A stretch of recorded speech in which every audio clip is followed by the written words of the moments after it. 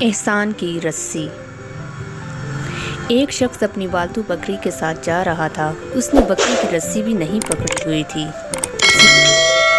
حیرت ہے، یہ بکری کیوں تمہارے پیچھے آ رہی ہے، حالانکہ تم نے اس کی رسی بھی نہیں پکڑ رکھی۔ یہ سن کر بکری والے نے کہا، یہ میرے پیچھے اس لیے آ رہی ہے کہ یہ احسان کی رسی سے بندھی ہوئی ہے، جو آپ کو نظر نہیں آ رہی۔ جب یہ بھوکی ہوتی ہے تو میں اسے کھلاتا ہوں، جب پیاسی ہوتی ہے تو میں اسے پلاتا ہوں، جب اس کا بدن میلا ہوتا ہے تو میں اسے نہلاتا ہوں، اسے گرمی سردی سے بچاتا ہوں، ہر طرح سے خیال رکھتا ہوں۔